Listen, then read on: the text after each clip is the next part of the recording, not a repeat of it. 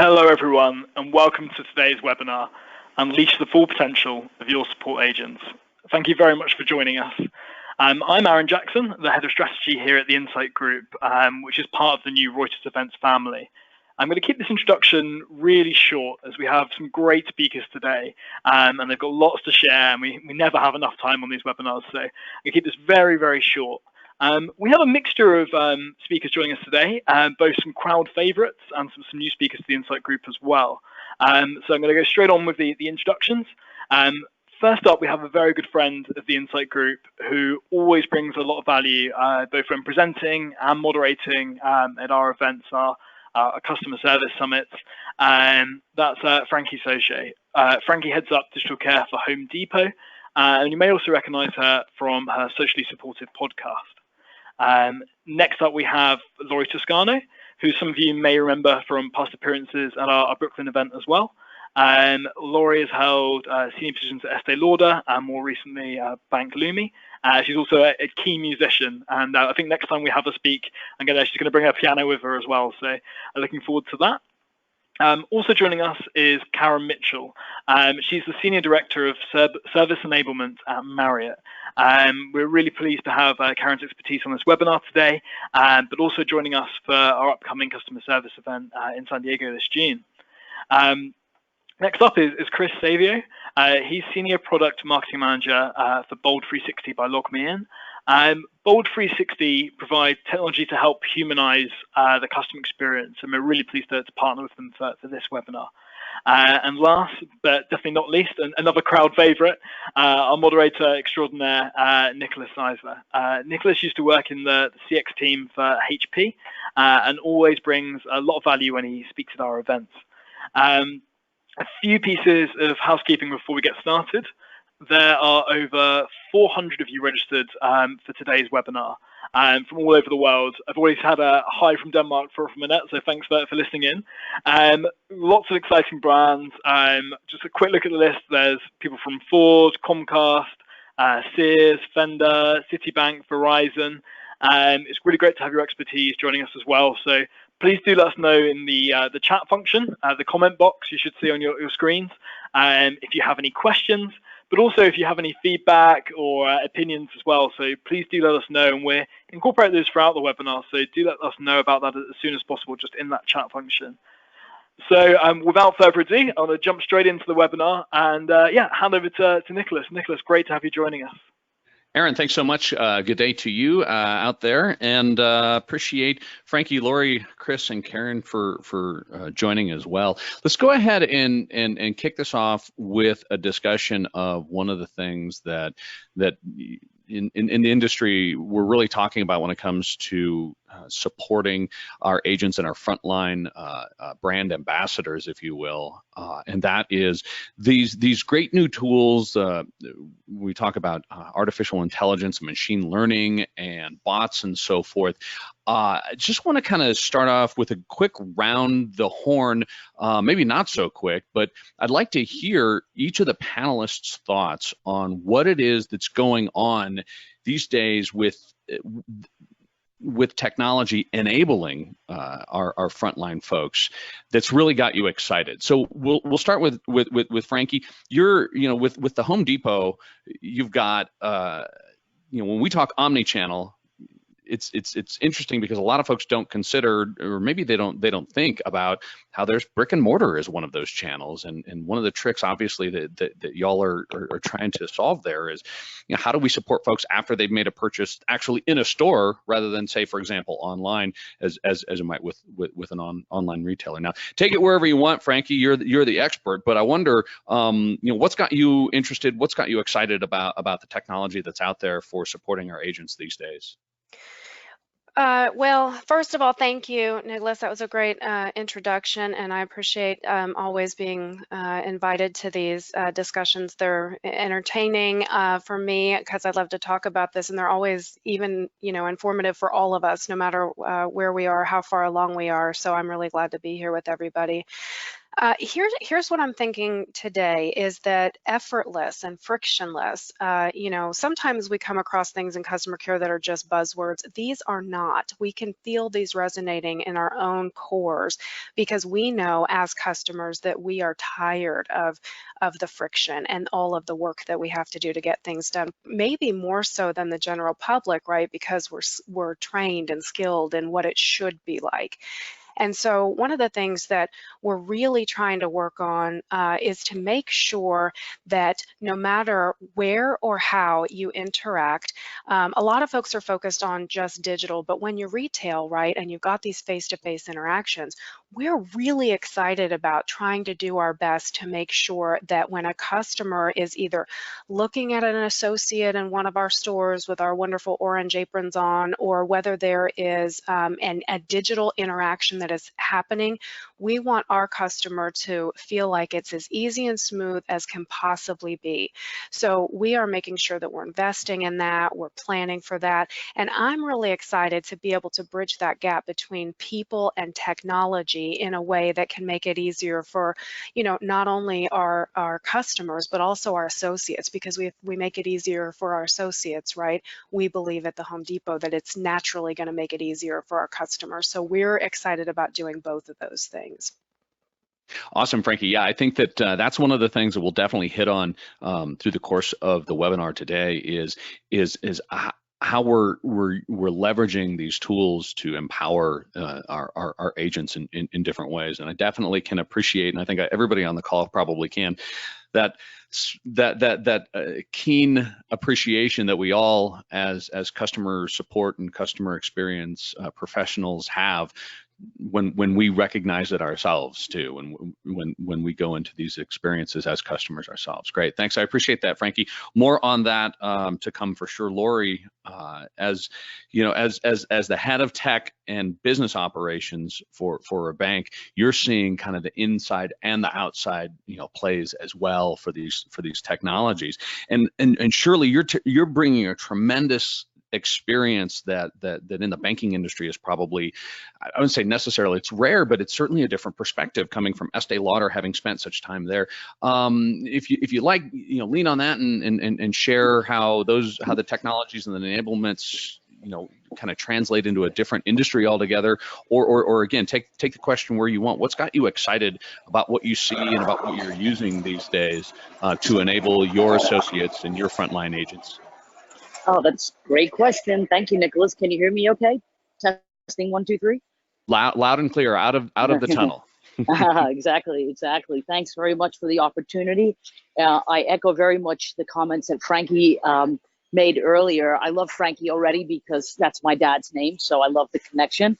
And I think customer service and frontline agents need to connect with folks and find ways to connect by listening and being active listeners. For me, Nick, I think that transcends cosmetics, lipstick and eyelashes, all the way through to banking, the way that technology, permeates our world. Frankie's word of frictionless, she's spot on. I joined your webinar in the Midtown Tunnel. I'm speaking to you from right in front of Madison Square Garden with all of the rightful tributes to Kobe Bryant. Grateful to be here in the Big Apple. But the way I joined this call, I think, is the way people expect to experience technology. Like the Home Depot, Estee Lauder has a massive end user base. If you Google it, I think it's up near 41,000 end users. That's people who work for the company in various components. So arming this army with technology that transcends travel, global, or even into cities is transcending all businesses. So I'm a big fan and advocate of tech. I'm a nerd at heart. And I think that as a consumer of technology, I expect the same feeling inside the walls of the company I work on, just as much as I expect it from the world I'm living in. So that's it. That's that. Yeah, I'll get to Chris before things fall apart. Chris, tell us a bit. What we were doing before we had the drop there was that everybody was, we were kind of going around the horn and talking about what's got folks excited about what's enabling and what's empowering our agents. And Bolt 360 I mean, that's your business. Why don't you tell us a bit about that and a bit about what's got you stoked about this approach? Yeah, I mean, I'm not gonna dive into a deep dive into Bolt 360 or stuff, but really, at its core, Bolt 360 is kind of an AI digital engagement product. So the perspective I've seen is that, and be interested to hear from Frankie, Lori, or Karen on this as we move forward. But traditionally, a lot of businesses have spent a lot of time, a lot of money, a lot of effort, right, improving the customer-facing experience, right, and continuing to innovate on that. And providers like ourselves, right, are continuing to innovate on how we can drive that better, customer-facing experience, whether that's with interfaces or access, et cetera. And a lot of times, I think as that innovation is rapidly, as that technology is rapidly innovated, it's been at the detriment to the experience that those employees who have to engage with these customers, to their detriment, and adding more to maybe their plate or their screens or what they have to know and what they have to learn. But recently, I've started to see more of a trend and kind of the tide shifting a little and saying, hey, a lot of these best practices and technology that we've stood up for our customers, and approaches that we've been taking, right, to understanding customer experience, we should kind of flip this around and really focus on our employee experience, our agent experience, and how can we leverage a lot of those innovative technologies to better arm our agents or our frontline staff. So I'm starting to see a lot more of that through different technologies, whether it's AI technology, whether it's just cleaner workspaces or integrations with other technologies, simplifying kind of trainings or knowledge or content that people have to access to delight their customers. So that's really, the perception that I've seen in the market and some shifts that I'm getting a lot more excited about, because I think a lot more love is now being given, to those employees that are, for better or for worse, are going to be the face of your brand, that are interacting with your customers. So, that love that you're just giving to your customers really needs to turn around to those employees. And I think a lot of businesses are starting to recognize that and empowering them and not really kind of handcuffing them.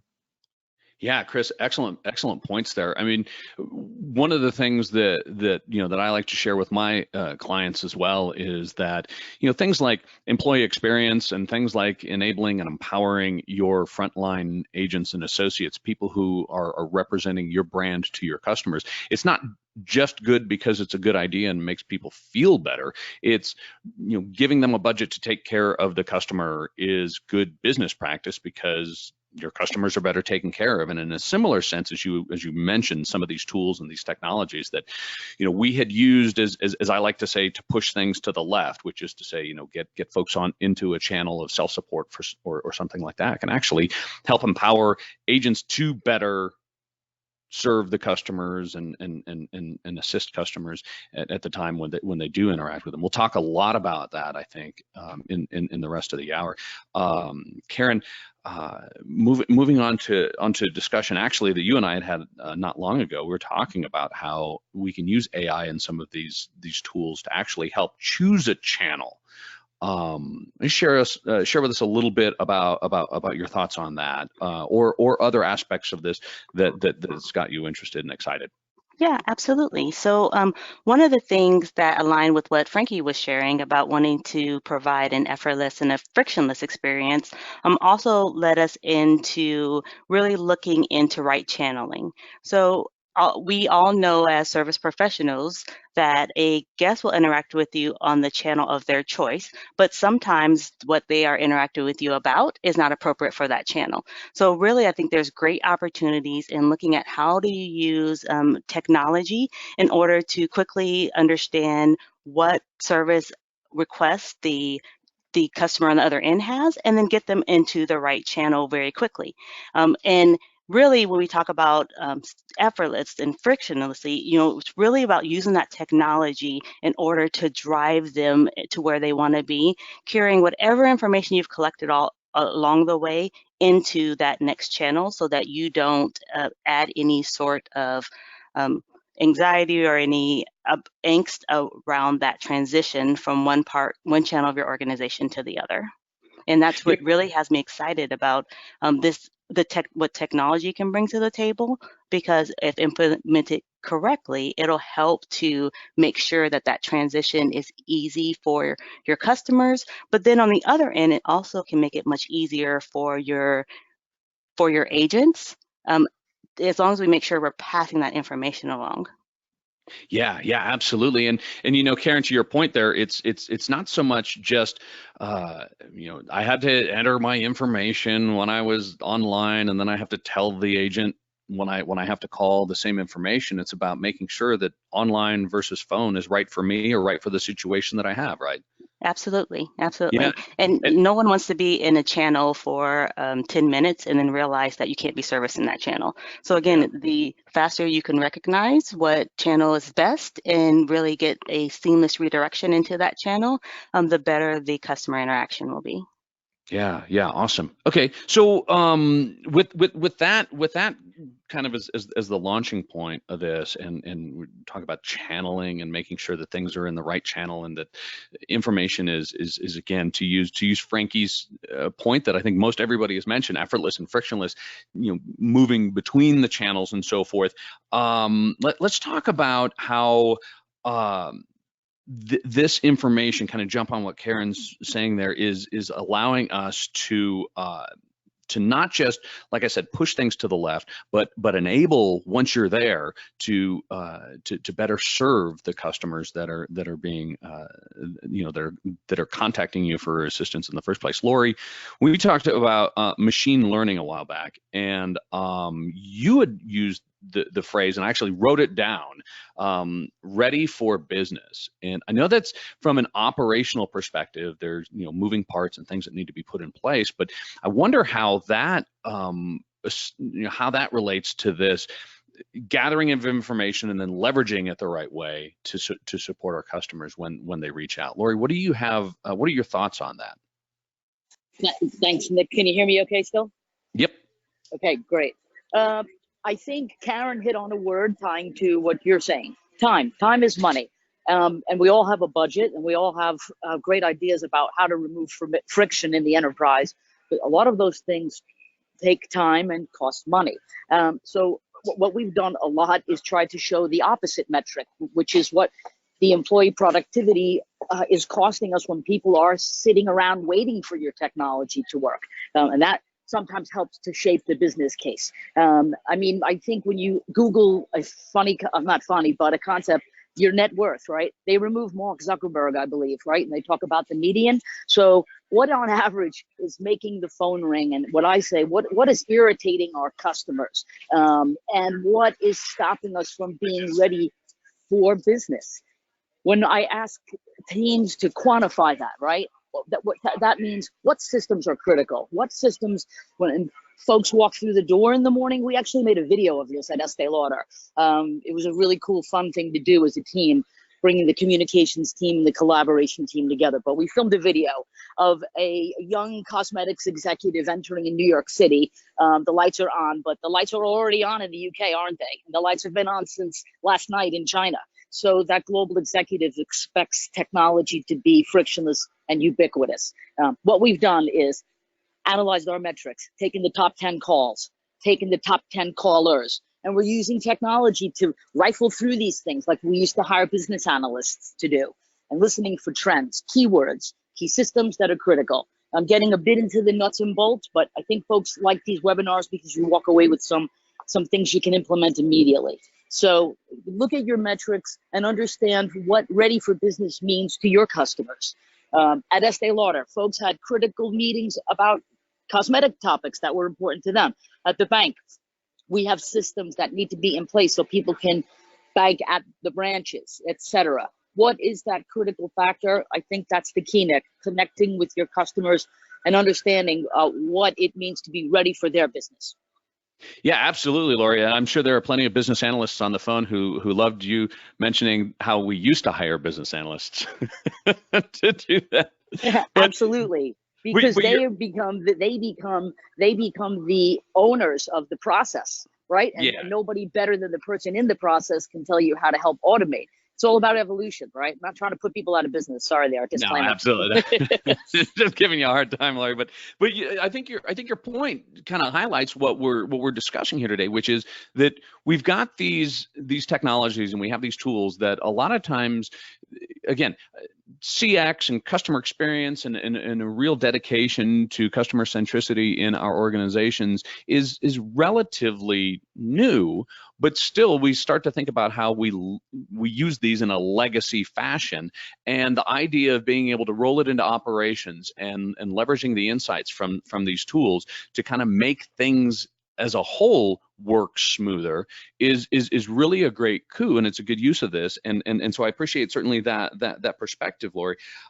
Karen, one of the ways in which this is used also is from a transactional perspective when it comes to enabling our agents and our associates on the front line is, I guess what we could say is like knowledge management, right? How are we organizing the information that we're pulling together to make our agents and our associates' lives easier? What would you like to say about that, and perhaps specifically as it pertains to Marriott International?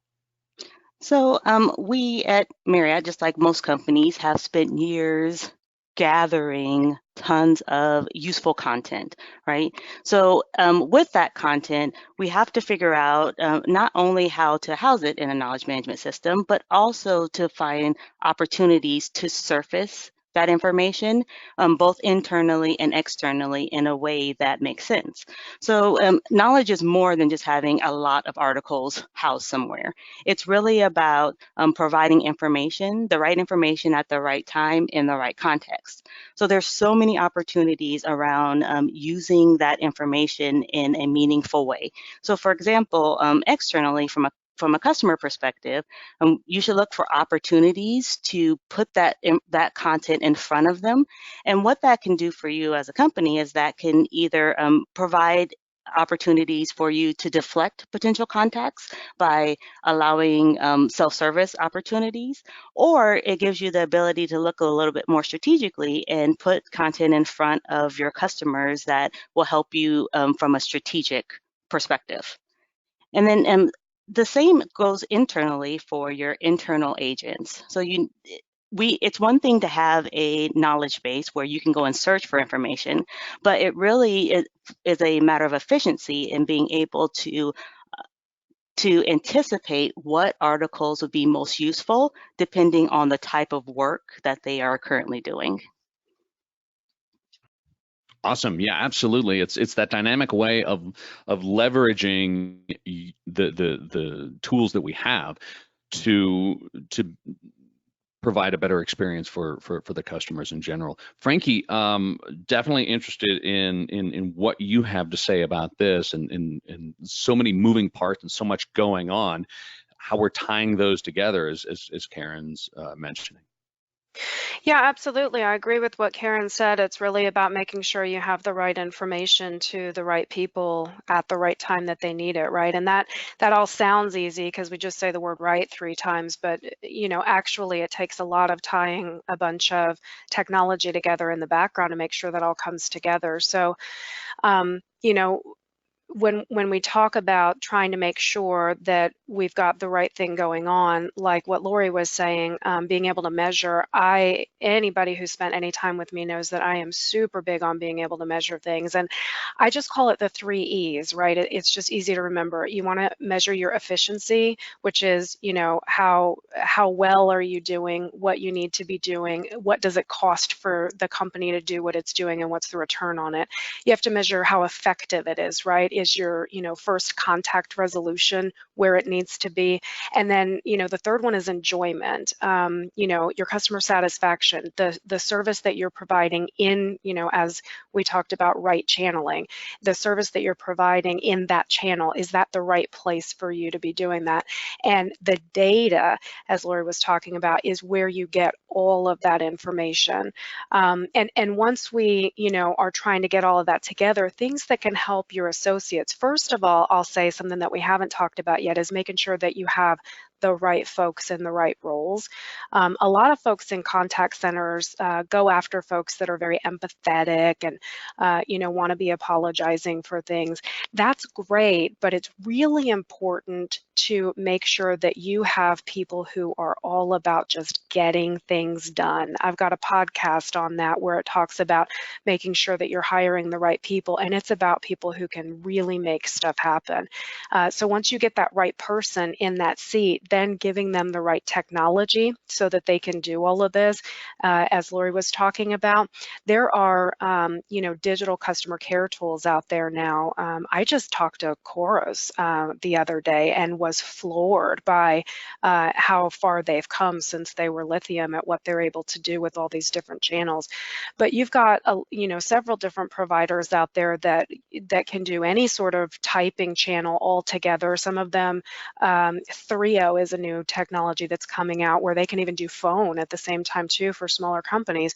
And what you do is you make sure that your technology ties in with that knowledge management technology that you have, like Karen was talking about, where an associate, if you can understand what the customer is saying, their text comes in or SMS or whatever, and the words, your technology is already bringing up knowledge management articles that it thinks your associate might need. It's bringing up community forums articles. So like at the Home Depot, if we've got somebody asking about what's the best paint color this year for, in the blue category, we can go, hey, based on what you said, we think the best blue color is this one. And also, did you know that there is a forum thread happening right now about that paint that you're talking about? Here's a link to it.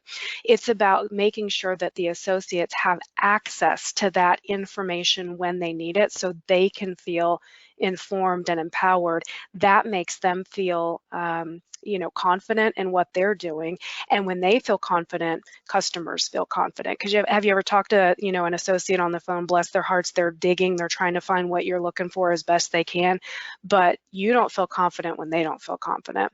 So it's all about making sure that that technology is there. You want something that's going to send surveys out for you in real time if it can, right?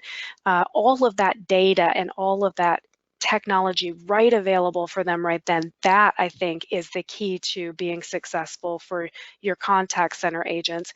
Same thing for your in-person associates or agents, right? You want to make sure that whatever's happening in the contact center, the folks in the store know what's happening too, and connecting that all together. You bet, Frankie. And to your point, if you get, as you said, the right people in the right place, you have to keep those people, right? And it's almost about employee experience at that point.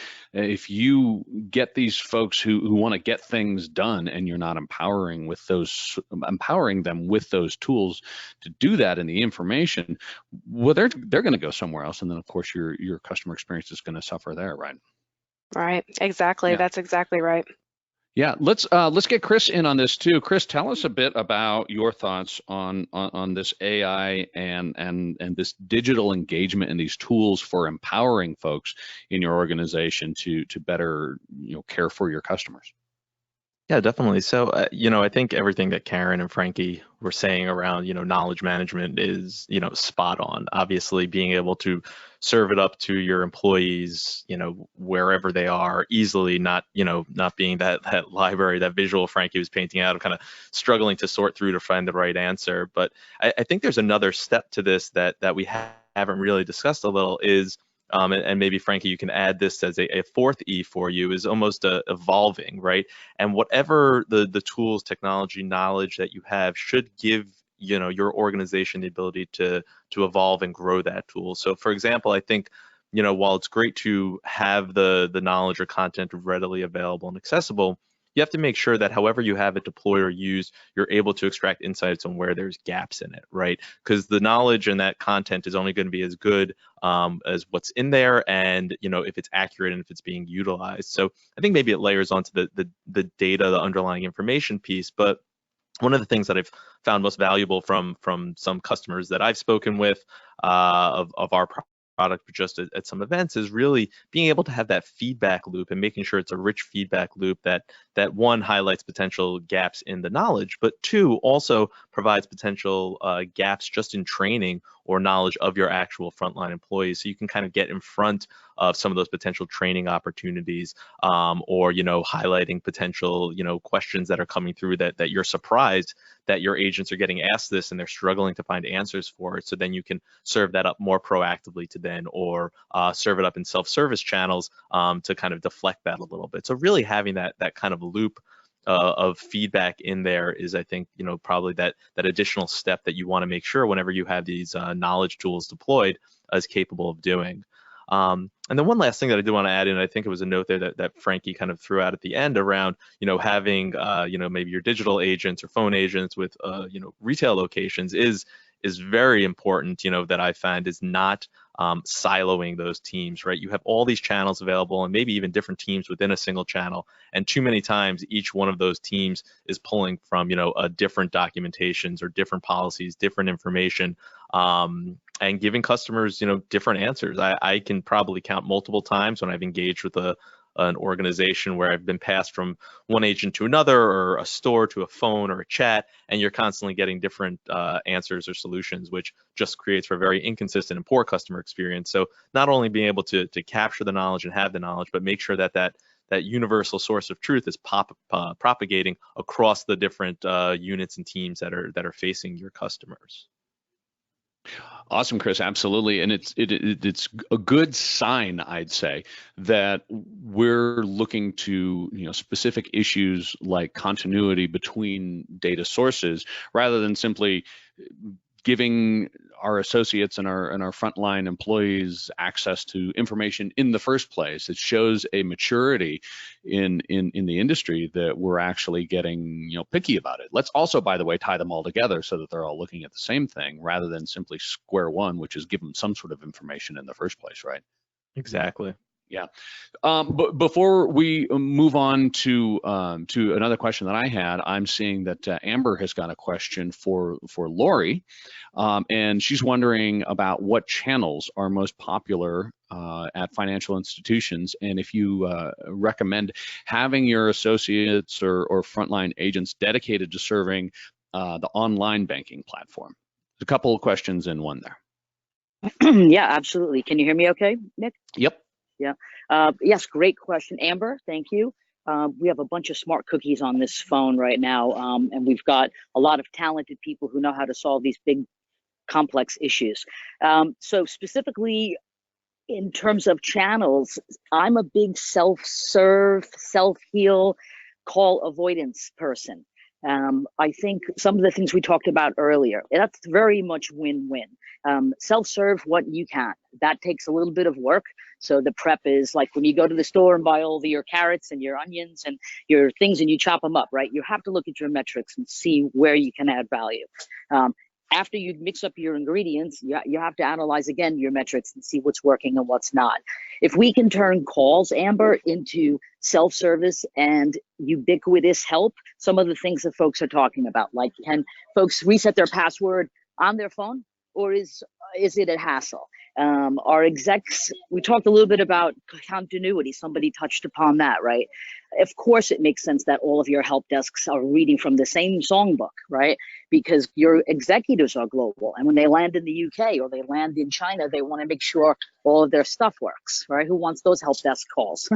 And the aggravation in your VIP channel. So for me, the tools are anything self-help, self-heal, call avoidance, ubiquitous, mobile first, data and stuff that's secure. I'm really wrapped in a cyber wrapper in terms of stuff that we can roll out. Everything must be secure and blessed by our pals in cybersecurity. Everyone knows we're protecting the data, the company, the assets, integrity of where we work, or we should be, just my opinion. But specifically, those are my steps forward. Awesome, great. And I'd actually like to stick on this subject just a little bit with maybe a slight tweak to it. And let's talk about those channels, and let's talk about agent interaction or associate interaction within those channels. And I guess what I'd like to do is launch off of there and kind of go around the horn again. Maybe we'll start with Karen now. We talk about something like online chat. Obviously, we have bots and so forth interacting there. What's the human in the loop touch point there? And do you have any special insights into ways in which agents and associates are interacting with the technology in such a way that it's enhancing the customer's experience more than just simply, you can go online. A lot of these chat bots are obviously bots where you type in a few words and you just get links to FAQ pages and that sort of thing. But there are some that are really engaged in a combination of human and non-human, interaction. I'd like to hear everybody's thoughts on that, Karen. So it's interesting that you say, so we're really looking into opportunities to help to supplement what we're doing with AI technology such as chatbots, right? So to your earlier point, chatbots are a good option when it's a very specific use case that is easy to walk someone through. But if you identify that what the customer's need is outside of that chatbot. It's really about finding an easy way in order to transition from that type of technology to one of your internal associates and then pushing that information all along the way. So really, from a channel perspective, guests or customers like to have opportunities to self-service in the channel that they're in. So they're fine with interacting with that sort of technology as long as they have the option of an escape button, which is really quickly getting to that internal associate to resolve issues. Yeah, absolutely, Karen. And your discussion on that makes me wonder, and I think maybe this is the sort of thing we can talk about when we get to the customer service summit in San Diego in June. Also, is a lot of times we talk about enabling and this technology, and it's about channels and channel surfing and channel selection, getting people to the right channels, and then right channeling is a verb we use. But do we look at these technologies and these enabling tools as a way to make whatever channel someone's in currently the answer? And Frankie, I'm going to go to you because I love hearing you talk about seamlessness and effortlessness, and we're all big Matt Dixon fans, right?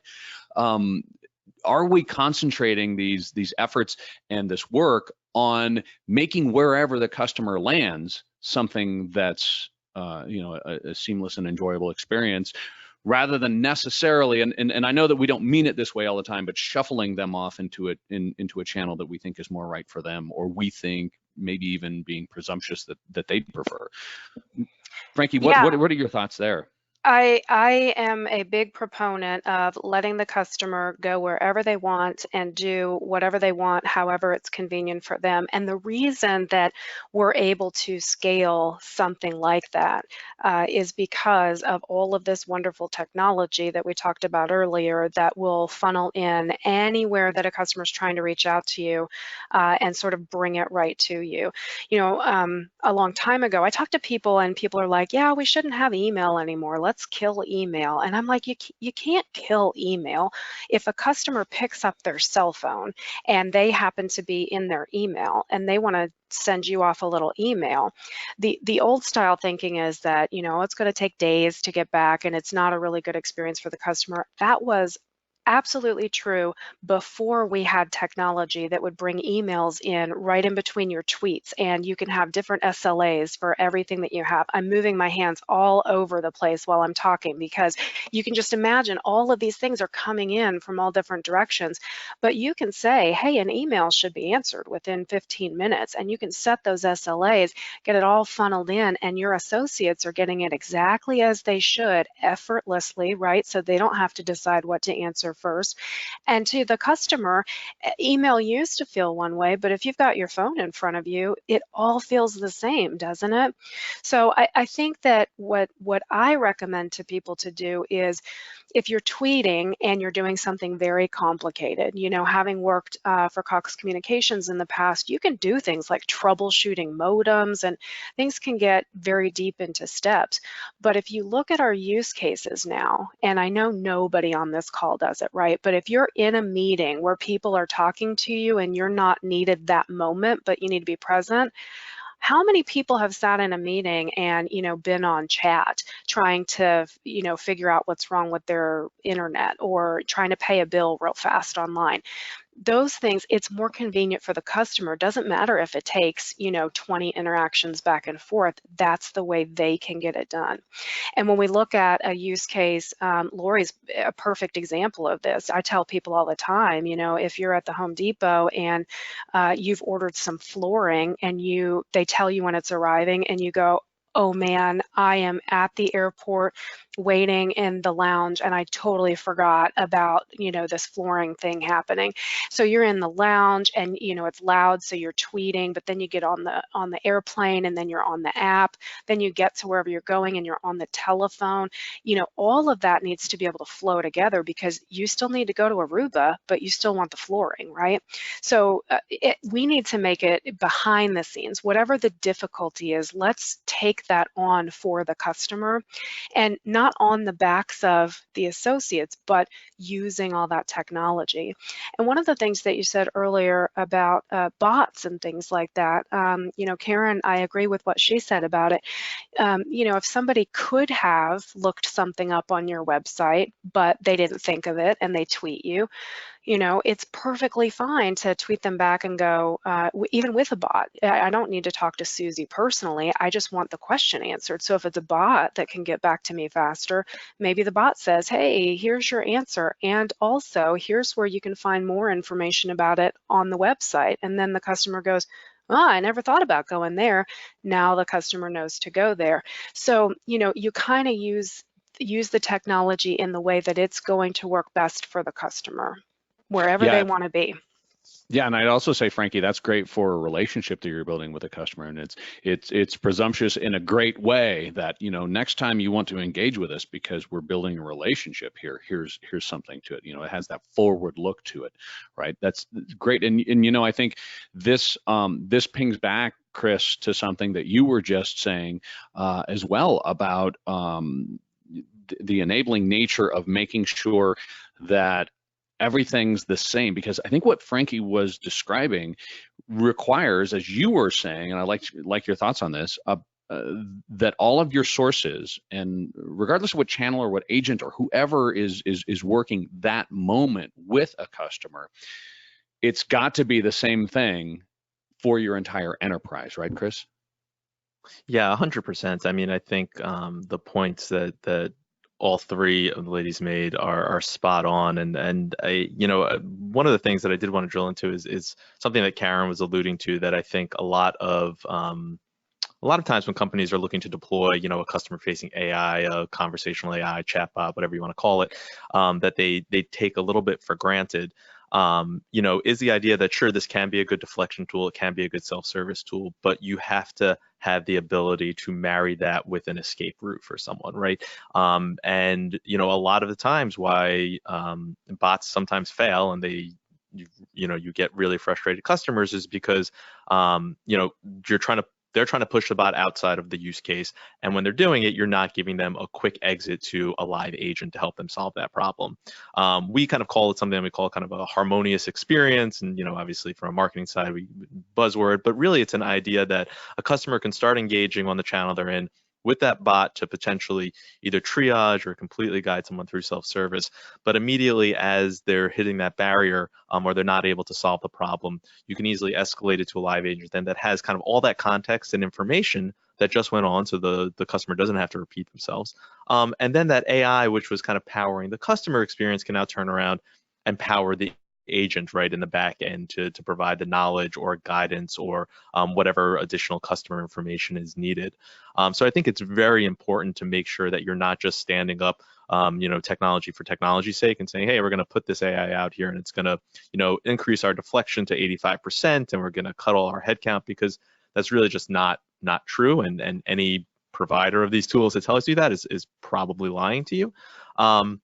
So make sure that you have that kind of seamless journey and escalation for your customers, and make sure, to the point Frankie was making, that kind of whatever channel they're on, don't be afraid to serve up that self-service. And if you know that you can provide that better experience to guide them to how to self-serve, right? make it a teachable moment for that customer. Say, oh, right, I didn't know where that information was, and empower your agents to then educate them on self-service. So now you've kind of taken that additional step of kind of deflecting people. So yeah, I really couldn't agree more with what you know, a lot of the panelists were so far saying, and it's refreshing to hear these perspectives coming from this kind of provider side. That you know, what we hope that you guys are pulling out of it is definitely echoing and resonating. Yeah, Chris, I like the concept that, you know, the more things change, the more things stay the same. And you mentioned escape routes, and I think the ladies each have mentioned escape routes on the call today.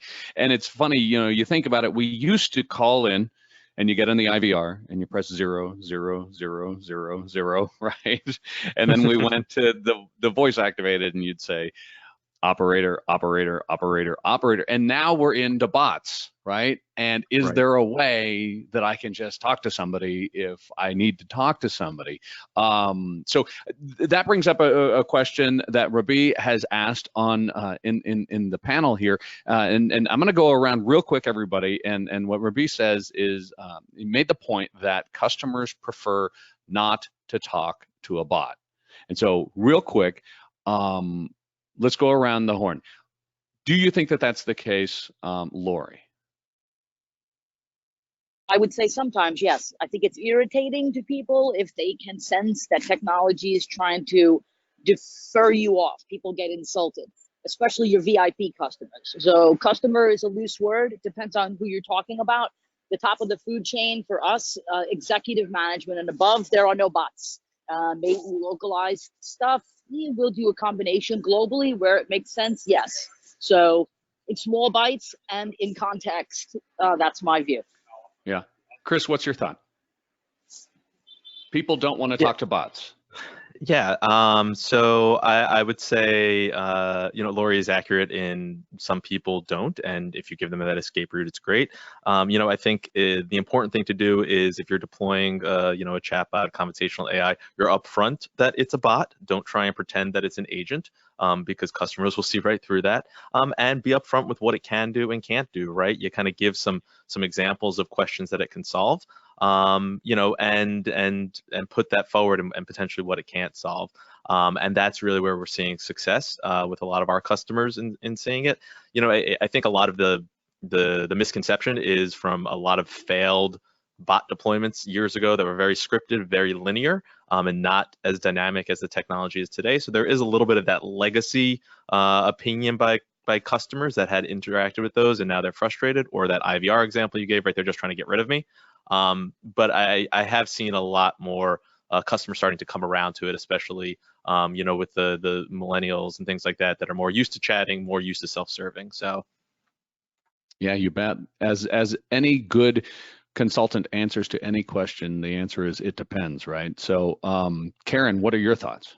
Yeah, I think I'd have to agree. Generally speaking, customers don't necessarily enjoy bots, but I think Chris hit on a lot of the reasons why that might be the case. It's just because some of those earlier implementations maybe weren't quite as successful, or, you know, even Frankie mentioned about guests wanting to be able to get an answer to their question quickly and don't like to feel like they're being deflected. So I think although there may be a bad taste in many customers' mouths, I think there still is opportunity with the advancements that have been made in the technology to really look at deploying bots in a way that customers see the benefit of interacting with them.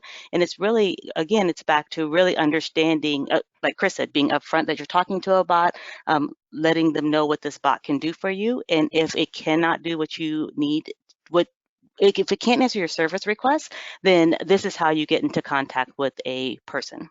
Yeah, it's just like one agent to the next, or one associate to the next, or maybe even one department to the next, realizing, hey, this isn't right for you right now. Let's get you where you need to go, right? Good. Absolutely. Frankie, yeah, Frankie, what are your thoughts on that?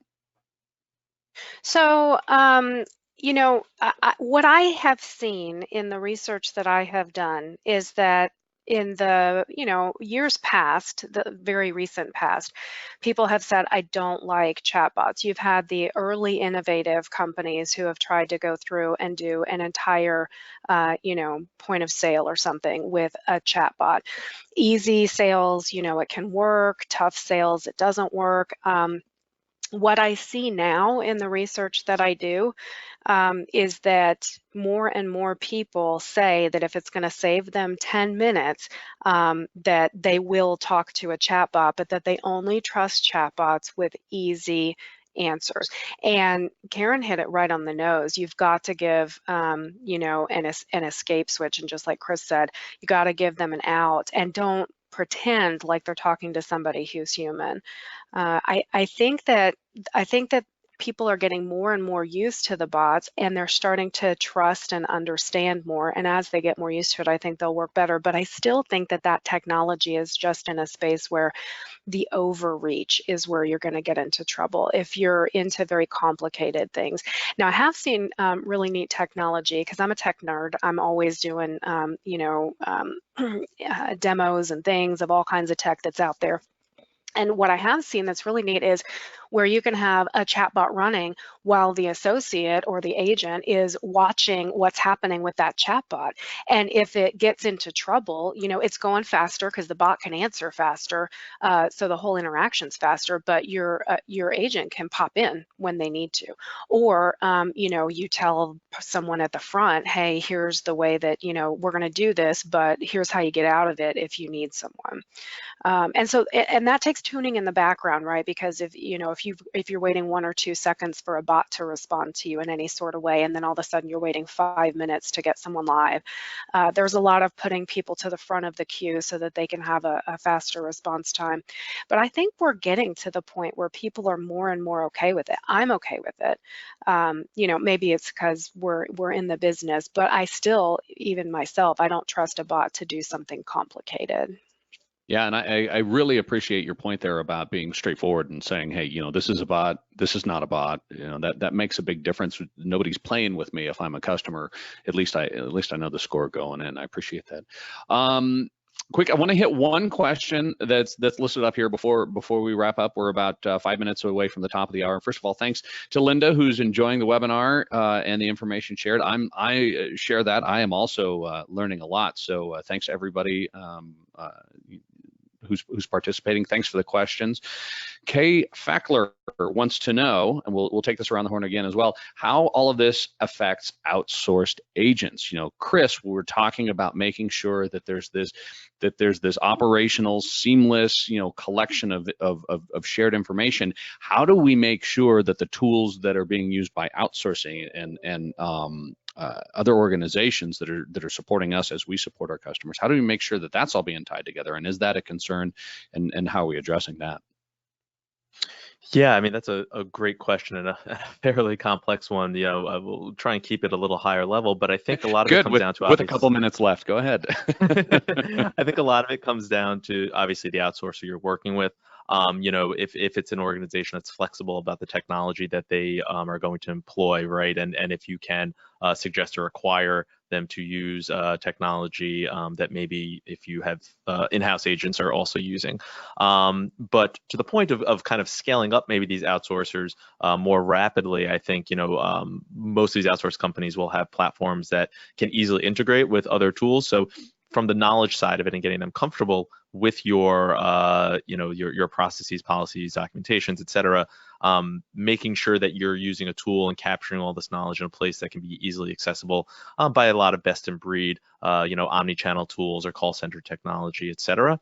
So just making sure that it can pull in and work off of the content that you're trying to create, maybe for customer facing pieces, or if you have in-house agents, if you're just outsourcing L1s, maybe your L2s information are in-house. So I think that's the important part of it, is just making sure that wherever you're storing the information, it's accessible by these outsourced companies, if that's one of the routes that you're going. Awesome, thanks, Chris. Frankie, what are your thoughts on this in coordinating and making sure that there's that seamlessness between you and your BPOs as well?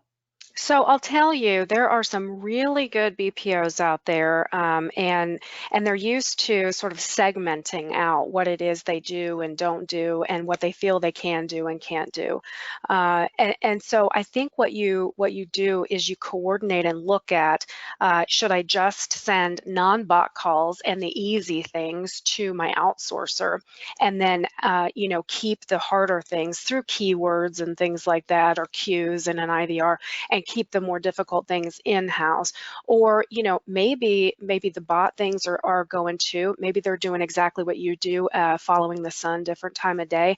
So I think it's really all about how are you organizing your strategy with your outsourcer. What do you have set up? You might be just doing hours of operation, overnight coverage. It may be light things. They may be taken over if it's hours of operation, everything you do overnight, or on when they have different holidays than your organization does. So it really depends how you got it set up. There's Yeah, you that bet, it Frank. depends answer again. My favorite, absolutely. Frankie, it's great. We talk a lot in customer experience and in this industry, in this profession, about meeting customers where they are, right? In this sense, it's also about meeting our partners where they are, our associates and our frontline agents where they are too, right? Putting, as you had said earlier, the right people, right place, that extends out to our business partners, BPOs, and other outsourcing partners, right? Yeah, that's a great way to put it. Yeah, great. Well, we are actually up against the top of the hour. I'm going to kick it back over to Aaron, but before I do, express gratitude to everybody who participated. Thanks to Lori, Frankie, Chris, Karen, everybody online. Thanks so much for the great questions. Thanks for the interaction. I look forward to seeing hopefully all of you in June in San Diego at the Customer Service Summit coming up then. Aaron, back over to you, and thanks for the opportunity to share. Thanks, Nicholas. That was great. I've written lots of notes, and I think hopefully there was lots of ideas and inspiration for everyone listening as well, to hopefully go away and empower your agents and give them the confidence to resolve the queries of your customers, and hopefully that their confidence will travel over to a great experience for your customers. And as Nicholas kind of mentioned there, we do have our event coming up in June in San Diego, and there's a few details popping up onto the screen about that now. Really what you can expect is, well, firstly, Nicholas and Karen sharing some insights, but also all these other brands that are on screen as well, that will be joining us. If you'd like more information, please do feel free to drop me an email. We'll also be sending more information around after this webinar. And one other thing to note is we are actually running a promotion at the moment. So for those looking to get their tickets early, we have a VIP upgrade package. So you can see some of our webinar speakers in person by being in the front row with your VIP seats. So please do look at that now and make sure you get in time to get your VIP package. One last piece of housekeeping before we finish today. I will be sending around the recordings from today. So please do keep an eye on your inboxes, and we'll be sending those around very shortly. So thanks again for listening in and bearing with us through a few technical difficulties there, and a really big thank you to our panel and moderator for taking time out of their day now and sharing such great insights on the webinar. So one big last thank you, and I hope you can join us again soon for another webinar.